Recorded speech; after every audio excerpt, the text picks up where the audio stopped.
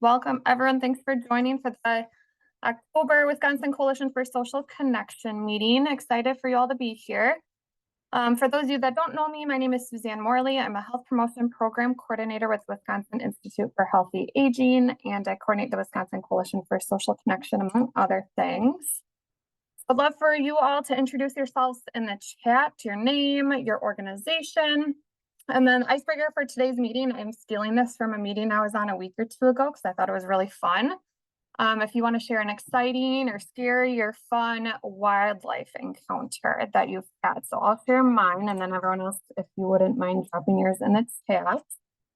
Mine was when I was in the Virgin Islands in college, and I was at a beach, and we decided to swim to a remote beach because that was the only way to get there.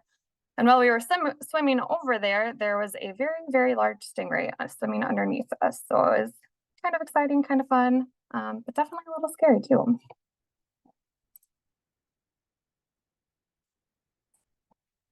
Ashley almost ran into a moose in Utah. Okay, that sounds a little scary.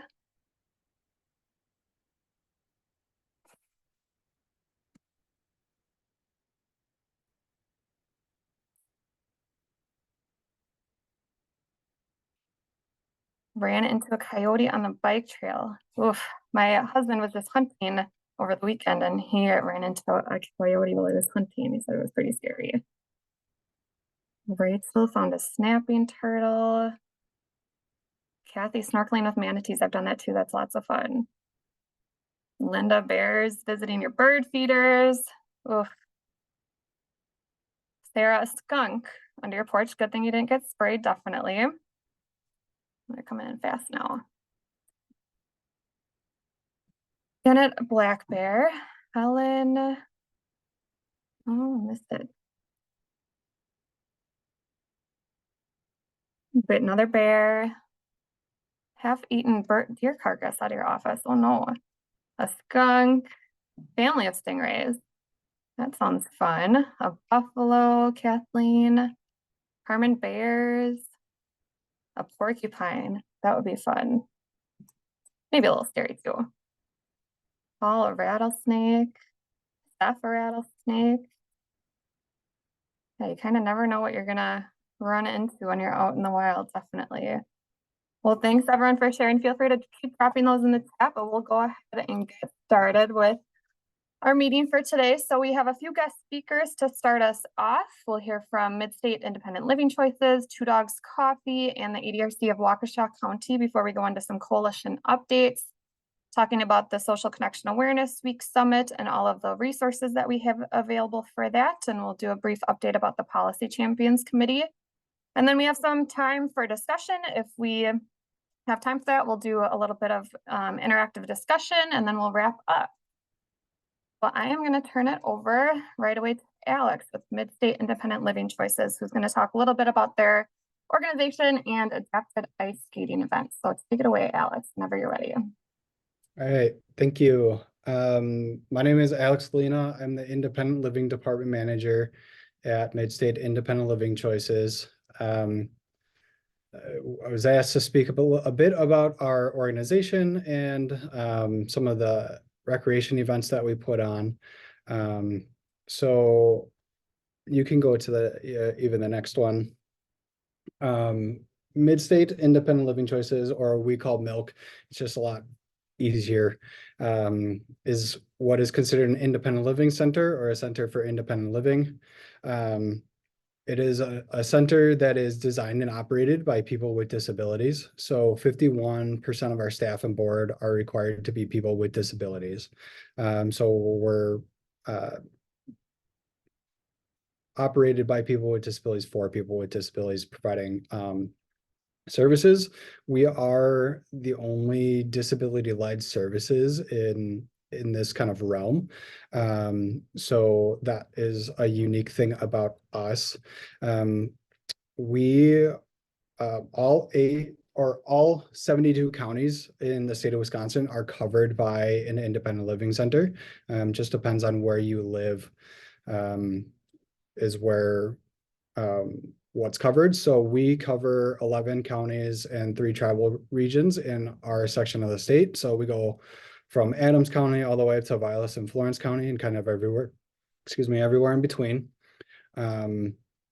So looking at the map picture here of the state, everything in green is our service area.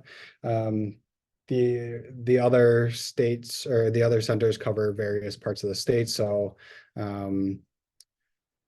for Lisa down in Waukesha, that's Independence First, or if anybody's in the Green Bay area, that'd be options for independent living or various things. So we cover the north central part of the state. We can go to the next slide. So all centers, not only in the state, but in the nation and US territories offer the same core services and most of the same additional services. Our core services include information referral. So if anybody has any questions relating to disability, needs resources on anything, we're able to provide that. We also do independent living skills training. So if anybody requires more skills to be more independent, such as cooking skills, cleaning skills, those kinds of things, we're able to go in and teach those skills. Advocacy, we teach individuals how to advocate for themselves as somebody with a disability and encourage them to advocate for themselves in their particular situations. And if they're unable to successfully advocate for themselves, then we're able to jump in and help with that advocacy piece. We have peer support since we have people on staff with disabilities. If somebody's requesting support from somebody and they have the same or similar disability as somebody on staff, we'll pair them together, similar life experiences. They know the types of resources that they might need. And then transition, we assist in a few different ways for transition. One being high school aged youth to secondary education, workforce, community living, whatever their goals are. We can also assist with nursing home or institution-based transition back to the community, as well as anybody with a disability that's been incarcerated, transitioning back out to the community. So all centers in the state of Wisconsin offer these core services. All centers in the nation and every US territory offers these services. So no matter where you go, you're covered. Additional services that our agency offers, assistive technology loan program. So I'll get to that in a later slide. We also offer accessibility assessments. So we contract with various agencies like IRIS or Inclusa or Lakeland for the long-term care organizations to do home and vehicle assessments, as well as we can do ADA compliance assessments with governmental or businesses that wish to improve their accessibility for their building or programming. So then we go to our next one.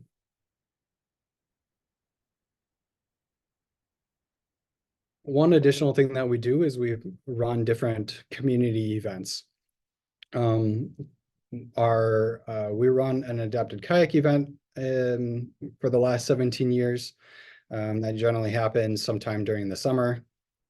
We've been running a Sensitive Santa event for the last number of years for individuals that have sensory-related disabilities that want a calmer environment to meet Santa and enjoy the holiday festivities. And then our more recent one that I've created is our adapted ice skating event. This came about around the time that I first started here back in 2019. My direct supervisor challenged me with coming up with some sort of programming to improve community engagement and offer something different in our community. I came up with 2 options. One was video games and 2 was ice skating or hockey, because I grew up doing both of those. He already did video games, so I was left with ice skating. So I went through the process of creating the event, getting some community partnerships with the local ice rinks up here. Planning on running it in May of 2020, or no, March of 2020. And then the 2 days before the event was supposed to run, the state shut down for COVID. So I had to put this in my back pocket for a couple of years until we were able to open back up and run the event. It was originally planned on being run in Wisconsin Rapids, but after COVID, we kind of lost contact with that rink, so we switched it over to one of the rinks here in Stevens Point, and we've been running it there ever since. So the rink itself has accessibility features. If anybody has ever been up to Stevens Point into that KB Willett, it's kind of like a bowl design. So the entrance is at ground level and then the ice level is down in the bowl. So they do have an incline platform lift to be able to get people down to ice level. We have various pieces of equipment, sled hockey sleds, wheelchairs, walkers, pretty much any way somebody wants to be able to get out on the ice. We figured that out. All of these events really allows people with disabilities a place to connect one with other people with disabilities. It gives families time to participate as a family on various activities. And it also provides an opportunity for people with disabilities to try something that they might not have thought was previously possible. In past years, I have spoken with family members during the events, and they have said just that of one particular consumer stated, the mom stated, the child was blind and they were never sure that this individual could go ice skating. And yet here they were doing ice skating. So you never know what you could do or the impact that you can have on people in your communities just by offering something as, in my opinion, as simple as ice skating. We can go to the next slide. Additionally, we have the Livable Communities Grant recently put out by DHS. So we are partnering with Options for Independent Living based out of Green Bay. And our project is to improve accessibility in the various park systems within our service area. So we're going out to different municipal parks to identify what barriers might be, and then providing information to those park systems on how to make those more accessible. And then we also wrote in to have part of the grant funds be available for direct impact funds. So if individuals in the various park systems have ongoing projects and they need the last bit of money to finish that project off, we'll be able to provide those funds so that they can finish that off. Oftentimes when people are thinking about parks, they're thinking about kids with disabilities and how they're able to access the park system, but 95% of the time that's not true. It's really the parents or the grandparents that might be using a mobility device or have some sort of disability to engage with their child. It's very difficult for a parent or a grandparent that's using a wheelchair to go play tag with their child or grandchild on a playground if they can't access that playground surface. So those are the kinds of things that we're hoping to do with this grant. I spoke earlier about the loan and demo program. So we are partner of WisTech, Wisconsin's assistive technology program. All 8 independent living centers are a part of this program. Short-term loan accommodations, try before you buy, or waiting for funding or their own device to arrive. Typically, we try to keep these a couple of weeks to 45 days, but we have various pieces of equipment, durable medical equipment, adaptive recreation equipment. So over the last couple of years, we were able to purchase our own sled hockey sleds to make running the ice skating event easier for us. Beforehand, we were borrowing sleds from various parts of the state, and it just was very difficult to arrange that. Now we have our own, so hopefully it'll make it that much easier to run this year. And that also gives us the capabilities to start moving this around, offer this higher in our more northern service area like Eagle River or Rhinelander that we aren't able to do until now.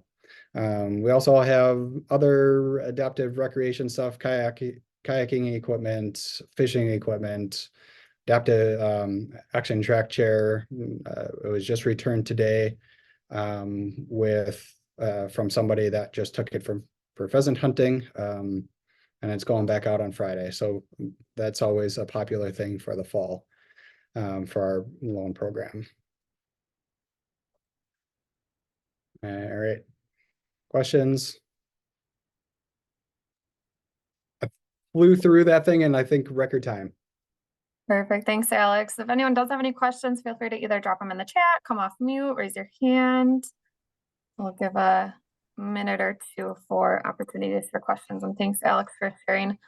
Really great to hear about your events and different things you have going on. I know it's personally what I've seen throughout the state. If anyone's familiar with the Ice Age Trail, I think it was in Waushara County, and I could be wrong. I know they recently held an adaptive hiking event a week or two ago with the Mammoth March with the Ice Age Trail. So really great to see kind of what the options are throughout the state with this and with Milk too. I sent a chat message to Alex. I don't know if you saw it.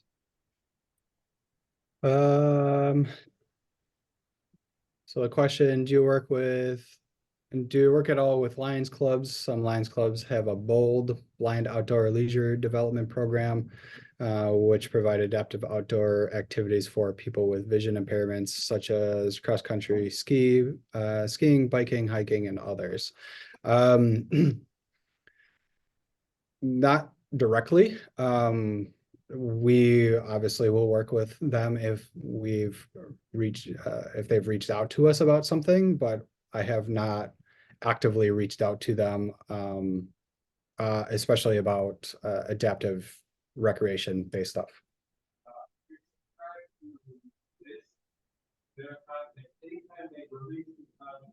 Robert, if you're talking, we can't really hear you.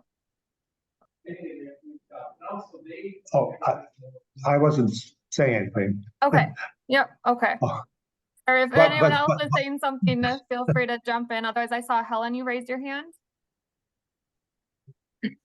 Thanks so much, Alex. I really appreciate the review. Milk is a great organization, as are all our ILCs across the state. I'm always curious about, what do you see post-event? Do you see folks staying connected? Do you see them exchanging phone numbers? Do you see them building relationships? Can you talk a little bit about that? Sure. From our side of things, we don't really see any of that connection. Just because if they exchange phone numbers, off to the side, we're not entirely sure about that. We don't have any, groups or any particular thing that meet regularly for these things. So if they're happening, we're not fully aware of them happening. We do see a good chunk of people in our area that come to every one of our events, which is good. So we have recurring people coming to our events to engage. But outside of that, and our feedback survey that we asked people to take on how the event was for them, we don't really have any data regarding that connection piece afterwards. Good question. Thanks, Helen. Any other questions? Give it a couple more seconds or so.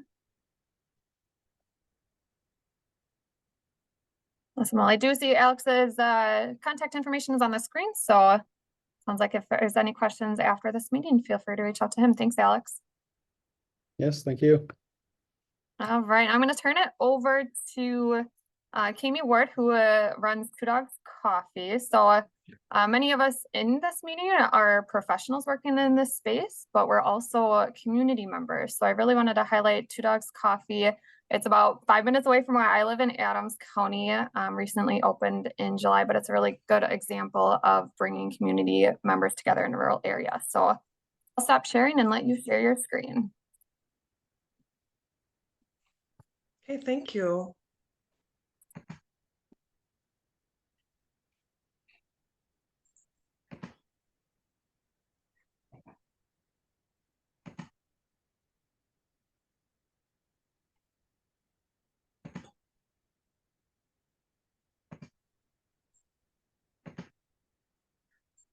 Okay, so I'll apologize for for being technologically challenged. Everybody can see that fine, hopefully.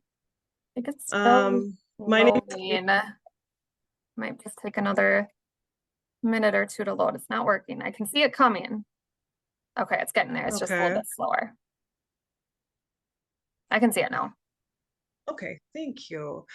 My name is Kami Ward, and I'm a licensed clinical social worker. My history, I know I have about 5 or 10 minutes here, but my history is as a mental health counselor and social worker for almost 30 years. I am a native of Wisconsin and have lived in various places. I worked for the military in Milwaukee, and then I've also been up in this area here, Lake Petenwell, Adams County, for 2 years full time. And I realized earlier this year that I just really needed a change. I was working as a school social worker and thought I needed to do something different. I wasn't sure exactly what that was. And Two Dogs Coffee came about rather quickly. It wasn't something that was planned for a long period of time. It was really a spark of inspiration that came earlier in the year through a variety of things. And um, I connected with the board member with the town of Monroe, which is where I live and is where Two Dogs Coffee is located. And she just kind of opened the doors for me in regard to everything that needed to be done to get the coffee shop up and running.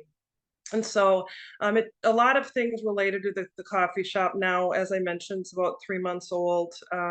They're still in their infancy, and we're still trying to do a lot as we progress and grow. But based on my background, I just kind of turned into being more than coffee. I really don't think I could be in a career or run a business if it's not one of service, because I've been doing service of some capacity pretty much all of my adult life. So we have our little tagline there, coffee, community, connection. And this is really something that the community embraced. So it was a partnership in some of the things that we wanted to do and how our groups came about. One of the things that we have, this tells you a little bit about.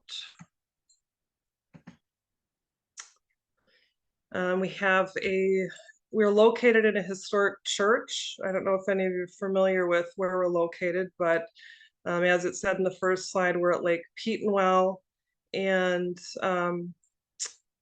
we are renting a church that was donated to the town of Monroe. It's a beautiful old historic church. It's such a pleasure to be able to run a business out of that space. And one thing that we offer is we have a little library. I wanted to have a little food pantry for people that 24/7 could just grab something, or community members could donate. And then we also are housed with a vendor space. So that's an opportunity for local community members to connect with the community by selling their artistic creations and have a little bit of make a little bit of money in addition. So, and that's a pretty neat feature that I enjoy being a part of. One thing that we developed pretty early was the community coffee clutch. And the folks in our coffee clutch our community has a lot of retired folks and seniors. So the coffee clutch is made up of people 50 and up. Anybody is welcome. And the neat thing about that is it was really community members that called and called around and made this happen. They set it up. I actually didn't even know until right before the first meeting that this was happening. So it was kind of funny to me because I wasn't really prepared. But I got prepared because I had a little bit of notice. So that's something that occurs every Thursday morning at 8 o'clock, and everyone's welcome. And it obviously helps Two Dogs Coffee stay afloat because it brings in business, but it's such a great way of people being able to connect with each other. And although I'm not an expert of this community, I'm not a native of this community, I feel like this space and this opportunity has really given people, I guess, the opportunity to connect and be together, and folks that maybe haven't seen each other in years have a place now to come and sit outside of their home and just visit. It's a small community, so a lot of people recognize each other, and it's just really cool to be able to see people to connect. I did a little video. It's only 45 seconds long, but I'm just going to try to see if that's something that I can play for you.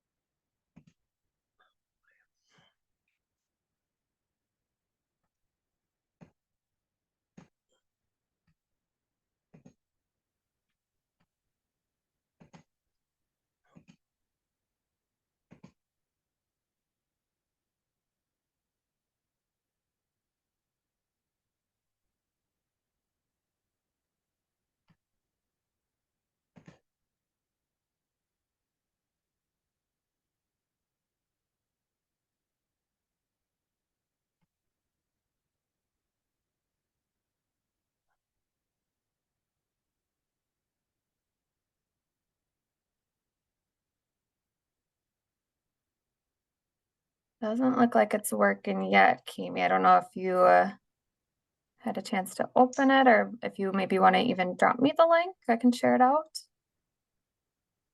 Sure.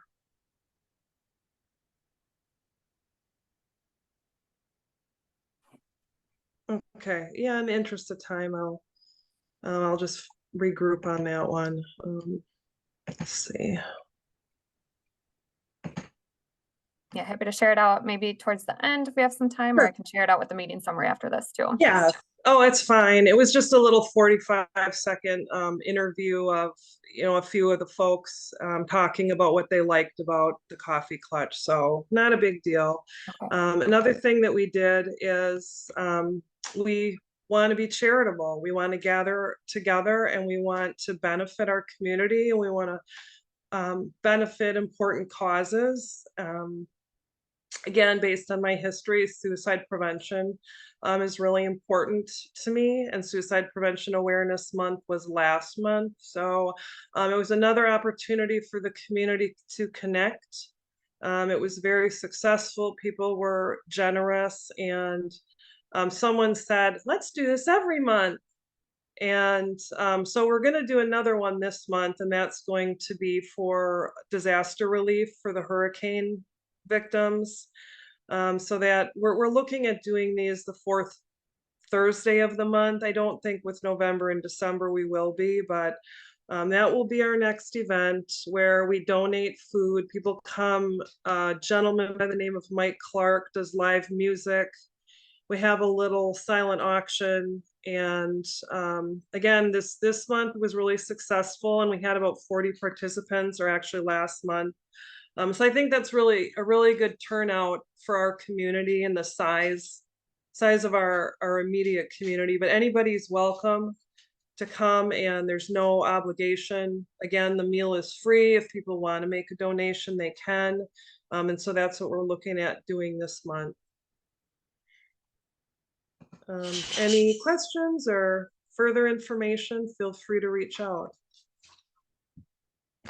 Thanks, Kimi. I see a note in the chat. I love how organically Two Dogs Coffee has evolved with the community, really driving the purpose and connection. And that's kind of exactly what I was thinking too. It does seem like it's really organic, community driven. I had the opportunity to attend the last event in September, given that I live about 5 minutes away. And it was really interesting to see a really small community come together and just kind of bond over food. I was chasing my toddler around most of the time, so I didn't have as much opportunity for connection as I would have liked to, but I think it just really brought a smile to everyone's faces that were there. So it was really great to see him. And definitely would love to share that video out if you want to send it in an email so people can see that interview too with the meeting. Thanks for having me. Does anyone have any questions? Otherwise, I know Kimi's contact info is in the slides too.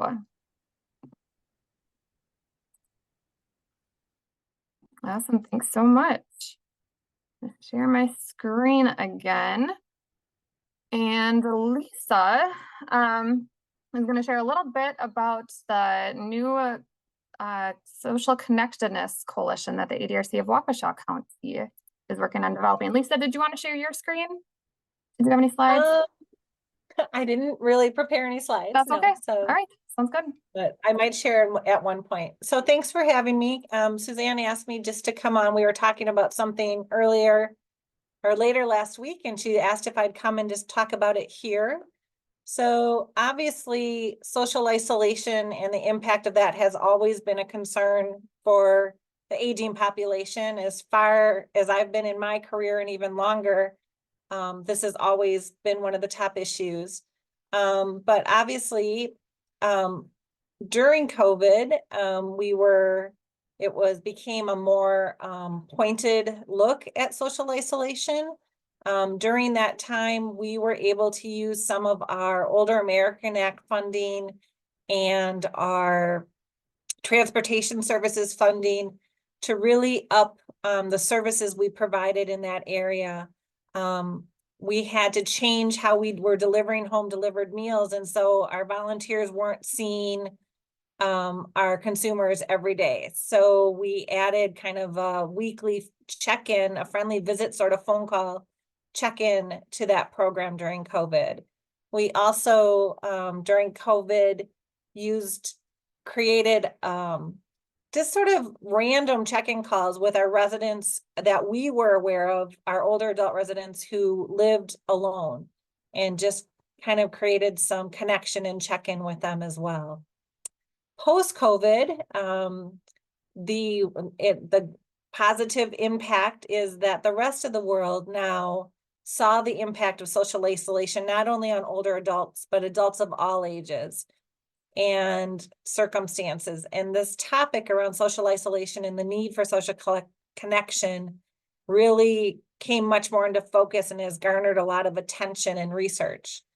In Waukesha County, on a higher level outside of the ADRC, in 2021, we were at the beginning of our public health community health improvement plan. And as we looked around and assessed the needs in the health needs in our community, social isolation rose to one of the top priorities and became part of our 5-year health improvement plan. So we are in year 3 of that plan, and there is a county-wide community-based health action team around this topic. And at the same time, fortuitously, the state, the Department of Health Services in Wisconsin, offered grants around addressing social isolation and increasing social connection for older adults and adults with disabilities. And we were lucky enough to receive one of the social isolation grants. And under that grant, our grant included 2 pieces. One was the development of a social opportunity repository. And we subcontracted that part of the grant out with a local nonprofit who was in the process of developing a very basic view of this. I'm going to try to share my screen now and just show you the rough framework. This is not out and available for public yet, but this framework is being developed by our partner, and it will include various community connection events, and it'll be listed by month and or by different primary locations. And Hey, so Lisa. this is just a template. Not seeing your Oh, screen. you're not seeing this? No, Yeah. All right. there you go. I How think about now? Yep, perfect. Okay, so this is just sort of a template. It will list various community connection opportunities.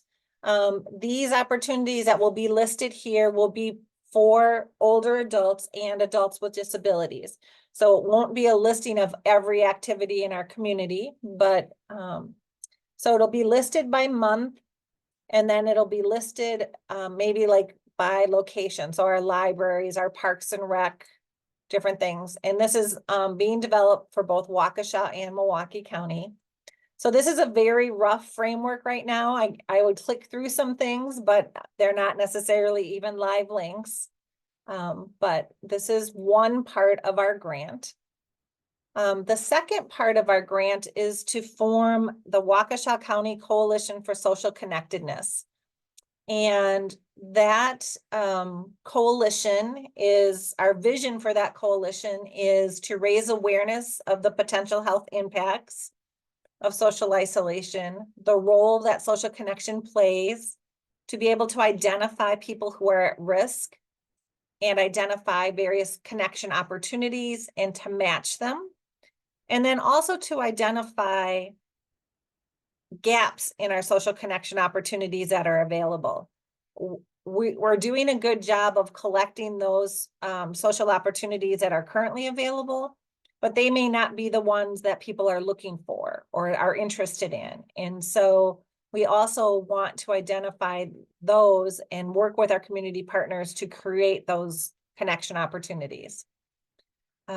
So our coalition membership will be a diverse group of community partners who really have an interest in this work. This will be a working coalition. It wouldn't be just a meeting you come to learn about things. It will be really expected for our coalition members to participate and be part of the answer to our challenge. So with that said, I have asked Suzanne to put this information about our coalition in her follow-up newsletter to this meeting. If you operate within Waukesha County and are interested in being part of this coalition, we are launching our coalition on November 15th as part of Social Connection Awareness Week. We purposely planned that date. And then we will be using the next 4 months to really develop the structure of the coalition, to develop a project charter, and to begin that work of meeting our vision of making sure we have opportunities in our community for social connection that individuals want to participate in.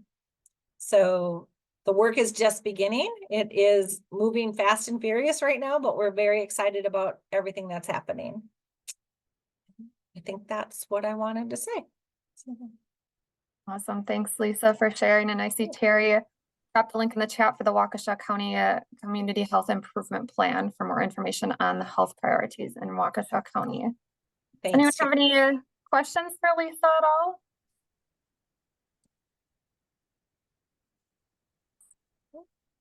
Well, like Lisa said, I'll be dropping some information in the follow-up newsletter about joining that new coalition that's launching during the Social Connection Awareness Week. So like she said, if you are operating in Waukesha County, definitely feel free to reach out to her to join that coalition. So I'm going to share my screen again. It's just loading here. So I wanted to now to just kind of pivot and provide some coalition updates. So wanted to start this meeting by sharing all of the great work that's being done throughout the state with Milk, with Two Dogs Coffee, with Waukesha County. Even though not all of those events that were shared and things that are happening are necessarily during our Social Connection Awareness Week in November, just really encouraging you to think of ways to bring your community together during the Social Connection Awareness Week, but then also year round too. So I'm sure you guys have seen this by now, probably sent out a few different ways. but we are hosting the Social Connection Awareness Week Summit. The registration is open. We have lots of great speakers lined up. I'll be sending out more information about the speaker lineup within the next couple of weeks, so you can kind of see day by day what to expect.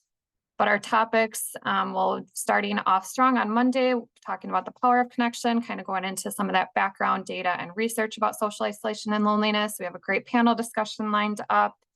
Tuesday, we'll be talking about accessible recreation, some opportunities throughout the state for that.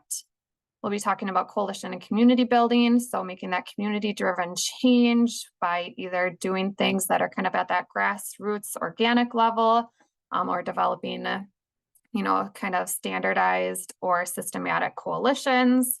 We'll be talking about intergenerational programs and then closing out with technology. And there'll be plenty of opportunities throughout the entire week for connecting with each other. We're making it really interactive on purpose since this is all about connections. So we'll have some breakout rooms, we'll have some discussions throughout, and there'll also be some other ways to connect during the week. So like I said, more details to come. For now, if you haven't registered, definitely do so. I've gotten a few questions too about the registration for Friday, November 15th. You do have to scroll down when you click the registration link, so make sure you don't forget to check that box for November 15th, that Friday. Definitely share this flyer out as well with others in this realm so that we can kind of spread the word and get more people attending this summit. So really excited for that. And then I also wanted to share all of the resources that we have available as well for Social Connection Awareness Week. So if you go to our website, the homepage is just connectwi.org. We have all the resources on our website under for professionals and then awareness resources. And then under this drop down right here at the top for Awareness Week resources. So proclamation, the governor's proclamation, that should be coming and up on the website within the next couple of weeks. And I'll be sending out information once that's there, so you can use that locally. We have the flyer that's here. After the webinars are recorded, the links to all the webinars will be here as well. But then we have resources for you to use in your local communities to spread the word about Social Connection Awareness Week. So we have a letter to the editor that you can take, you can customize, you can send into your local newspaper. We have a press release or a newsletter article that you can share in your local newsletter. And then also with the Social Connection Awareness Week, we are kind of making it in tandem. The first session with WIHA's Wisconsin Institute for Healthy Aging Age Well series. So inviting older adults and people with disabilities to attend that first session to learn about the health impacts of social isolation and loneliness and get tips for fostering connections. So we have another flyer that you can share out for consumers for that first webinar of the whole series in a newsletter article or on social media. We also have a press release here that you can customize, add in a local quote or local event information if you have anything happening at the local level. And then we also have our social media graphics available too, with suggested text for social media. So this is kind of built in a way that follows the schedule and the agenda for the Social Connection Awareness Week webinar. So the first 3 posts, there's 3 posts today that we have kind of templated out. So one related to the power of connection, health equity. We have some posts related to accessible recreation. Some related to partnership, coalition, community building, more related to intergenerational connections, which is another topic, and then some related to technology as well. So those are all available. You don't really have to recreate anything. You can kind of just copy and paste for your social media, or even just share posts on our Facebook page too. I'm more than welcome to do that. So those are all of the resources that we have on our website. Those are all linked here, and then all the social media graphics are down here to use as well. Anybody have any questions about Social Connection Awareness Week?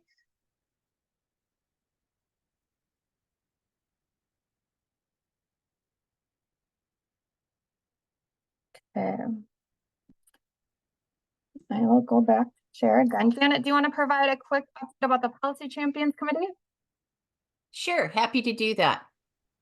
So good afternoon.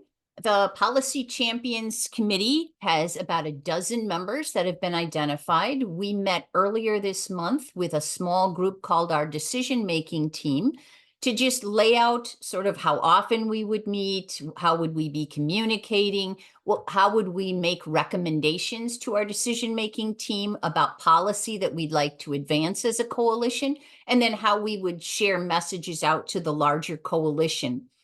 The policy champions are going to be meeting again in mid-November. With our state legislature not currently in session, we'll really be focused on looking at, are there any national policies that we'd like to adapt for Wisconsin? Is there any national legislation we should be weighing in on? And then a discussion about the upcoming state budget process, and are there policy initiatives around social connection that we'd like to see included in the next budget. And so we still have plenty of work ahead of us. Our plan is to meet monthly, and then the decision-making team will meet on an as-needed basis as we provide recommendations to them to share with the larger coalition and action alerts so that we can start engaging in some of the policy that will help people stay better connected. Happy to answer any questions. And certainly if this sounds intriguing to you and you didn't initially sign up, please feel free to shoot us a message and ask to join the group. Awesome. Thanks, Janet. Leave You're a welcome. little bit of space open for questions. But definitely, like Janet said, feel free to reach out if you're interested in getting more involved, and we'll continue to share updates as we have them for the Policy Champions Committee. Can you hear me? Yes, I can. Oh, hi, this is Michael Kirsch. I just wanted to say a shout out to Sarah Ritchie. I contacted you guys back last year. I created something called the Social Connection Circle.org website. And the last 6 months, I've been building out a new initiative called Mingle Space. And I just sent you a message, Suzanne, but I'd love to meet with you and get more involved in working directly with your coalition. So whenever Awesome. you have time, that'd be great. Yeah, thanks, Michael. I see your message. I see a couple other messages directly to me too. So once the meeting's over, I'll definitely be sure to respond to those messages. Thanks again. This is Helen. I was just going to ask if this document is on the website. That is a great question, and I don't know that it is, but we can definitely add it to the website. I'll check on that. It's my go-to source for all social connection information. Well, that's the goal. Perfect. Yeah, I'll definitely check on that. Thanks, Helen, for bringing that up. Yep. All right. Well, I did promise, I know this is kind of a jam-packed meeting, that we would have some opportunity and some space for sharing. So want to do that now. I know some of you are driving or might not have access to doing this, but I'll make sure that I share my screen with this as well. So if you haven't used a Mentimeter before, this is just kind of an online discussion board. So we'll take 7 or 8 minutes to kind of do this, but kind of going along the theme with this meeting and providing opportunities for social connection for older adults and people with disabilities in your community, kind of having a discussion about this. So if you haven't joined Menti before, you can either snap a picture of that screen of that QR code and do this on your phone, or you can go to menti.com, MENTI.com. And then once you're there, you'll be prompted to use a code. So you can enter the code on the screen there. And then we'll just, I'm going to pull that up now so you can see it on my screen too. And we'll just have a little brief discussion about some different things. Should all see that too. The code is on there. I'll kind of wait for people to start responding, but the first question I wanted to ask people is, who are you partnering with, or even who could you partner with to increase social connections for older adults and people with disabilities in your community? So I'll just give some people some time to kind of start getting there and then entering in your responses. And we should be able to, if I did this right, we should be able to see all of them on the screen. Yep, as they come in. Perfect. So local senior community centers across the county. Awesome. The ADRC, the Aging and Disability Resource Center. The Southwest Wisconsin Bird Alliance. Would love to hear more about that if anyone wants to drop information about that in the chat, whoever entered that. You see public health, multiple health systems, local fire and EMS, congregate housing providers, public health, ADRC, senior taxi providers, local universities, private citizens, ICAs and MCOs, city rec departments, Newbridge, faith-based communities, libraries and memory cafes, SHC residential agencies. I'm not 100% sure what SHC is, so if anyone would want to clarify that, I would definitely recommend that too, or appreciate that, I should say.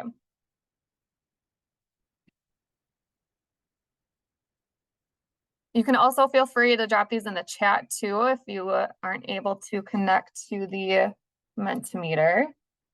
Oops, not sure what I did there. Oh, there we go.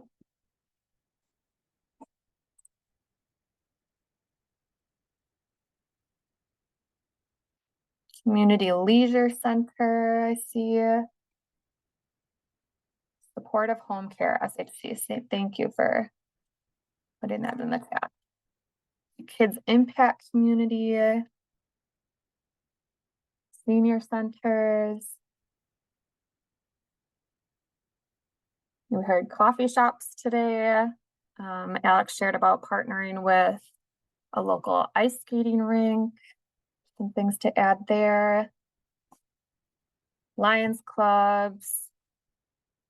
Michelle shared in the chat, there's a ton of apps for peer support. Yep, definitely using technology as well. See local schools.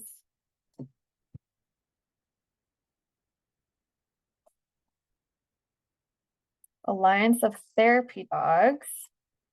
High schools, neighborhood associations.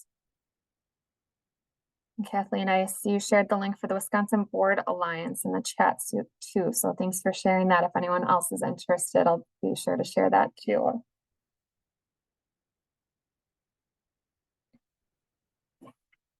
I think the responses are kind of slowing down now, but thank you all for sharing those. As you can see, tons and tons of different agencies and organizations that you can partner with to increase social connection opportunities for older adults and people with disabilities. Going to the next question, you should be able to still see this if you have the Menti open. So what events or programs is your organization hosting or supporting to do this, to increase social connections for older adults and people with disabilities? We heard about a few already today.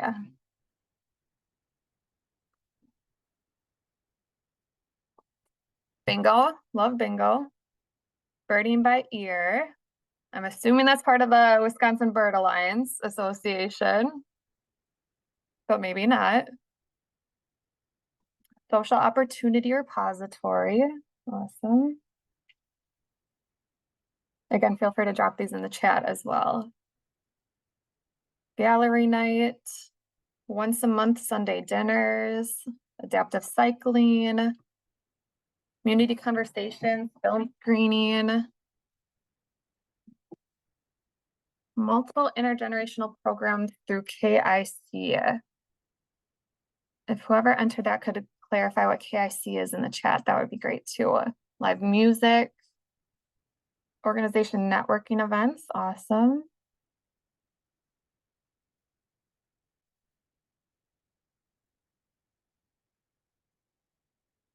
Else, what other events or programs is your organization or maybe even your community doing?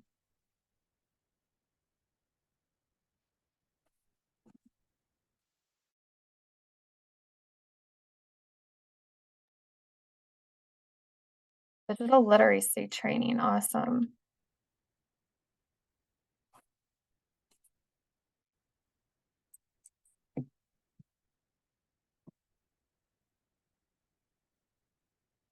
Maybe about 30 seconds or so more on this. KIC is Kids Impact Community, awesome, it's a nonprofit group. Building our 2025 budget with plans to host events and attend existing community events to share resources, awesome. I see on the chat a few more things coming in. The online support group that focuses on a particular stage of life, for example, college and working age, now known as Supernovas, and our Trailblazers for adults, a low vision support group, and friendly visitor programs.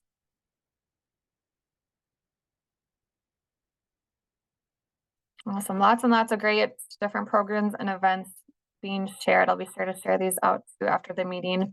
Hopefully this maybe has sparked some ideas, or you can think of other organizations or opportunities to promote social connection in your communities. Kind of as I was thinking about this, we do have information on our website too.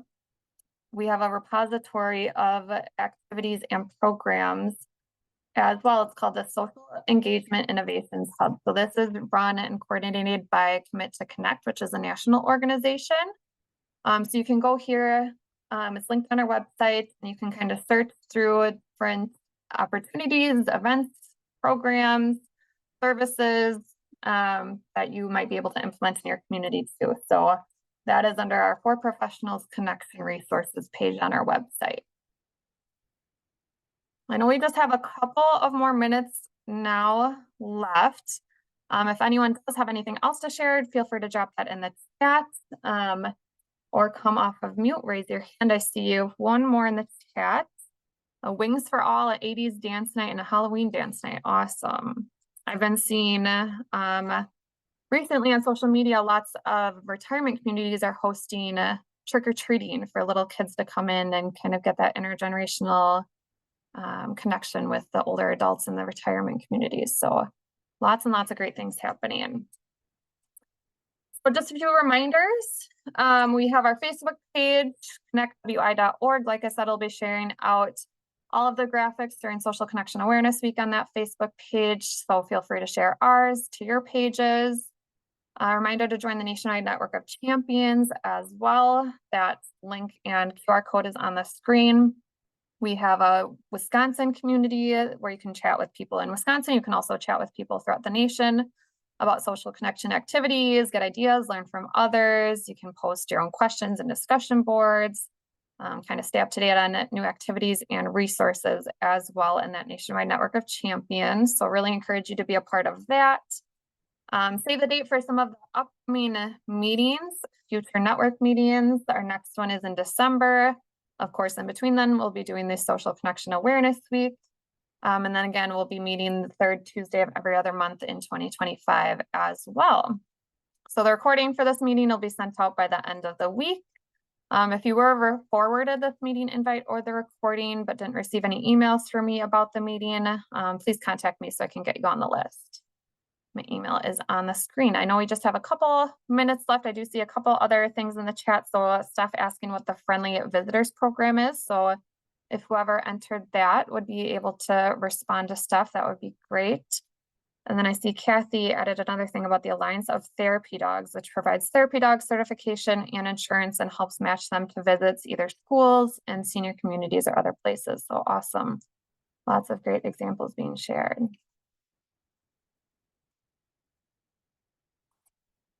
Well, thanks everyone. Great kind of jam-packed meeting, but looking forward to seeing everyone next month for the Social Connection Awareness Week. Again, feel free to share that flyer out and I'll be sending out a recording and meeting summary sometime in the next day or two for this meeting. Thanks everyone. Thanks.